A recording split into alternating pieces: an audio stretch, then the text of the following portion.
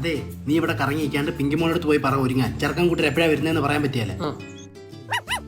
വില അറിയാതെ എങ്ങനെ മേടിക്കുന്നത്? സംസാരിക്കാനേ വന്നത്. ഏയ്, കാണാൻ വന്നല്ലേ? ആ അതെ, ഇത് തന്നെ വീട് വായോ. എന്റെ പിങ്കിമോളെ തന്നെ ഇഷ്ടപ്പെടാൻ എന്നാ കാര്യം? അത് ഫോട്ടോ കണ്ടപ്പോ തന്നെ ഇഷ്ടപ്പെട്ടെ. നമ്മളും ഈ ടൈപ്പ് നോക്കിയാ നടന്നത്.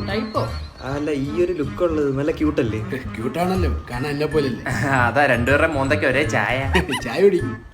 അതെ, പട്ടിയെ പറ്റി എന്തെങ്കിലും ചോദിക്കും. പിങ്കിയുടെ 1-2 ഒക്കെ സമയത്തിന് പോണില്ലേ?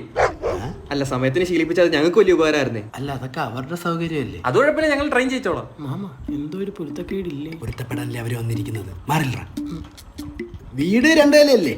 പിന്നെ ടെറസ് ഉൾപ്പെടെ ഉണ്ട്, അതാവുമ്പോ ഓടിച്ചാടി കളിക്കാമല്ലോ. പിങ്കി എങ്ങനെ അനുസരണമൊക്കെ ഉള്ള കൂട്ടത്തിലല്ലേ? ഇടയ്ക്ക് ഇത്തിരി വാശി കാണിക്കുള്ളൂ. അത് കുഴപ്പമില്ല, അടിച്ച് മേച്ചങ്ങ് മേടിക്കോളാം. അതെ, പുള്ളിക്കാരെ ശുദ്ധഹാസ്യമാണ് ഉദ്ദേശിക്കുന്നതെങ്കിൽ എനിക്ക് അങ്ങോട്ട് ദഹിക്കുന്നില്ല കേട്ടോ. അയ്യോ, അത് അതുകൊണ്ടല്ല കേട്ടോ, ഞാൻ എന്ത് വാങ്ങിച്ചാലും അത് അവനോടുള്ള. അതങ്ങനെ ശരിയാവും. അല്ല, വാങ്ങുന്നവനാണേലും കൊണ്ടു നടക്കുന്ന ഞാനാണ്. കൊറേ നേരം അവന്റെ ഒക്കെ വേണ്ട ഞാൻ പറിച്ചില് മോളെടുത്ത് ഇറങ്ങണ്ടെന്ന്. ഓ, കാണാൻ വന്നിട്ടുണ്ടെ ഞങ്ങൾ കണ്ടിട്ടേ പോത്തോളൂ. ആ അതെ, നിന്നെ പോലുള്ളവന്മാർ കാണിച്ചിരുത്തില്ലടാ. എടാ ഇവന് കണ്ണുണ്ടാ അതിനെ. എടാ ഇവന് വേണോടാ അതിന്, അതാ തരാത്ത.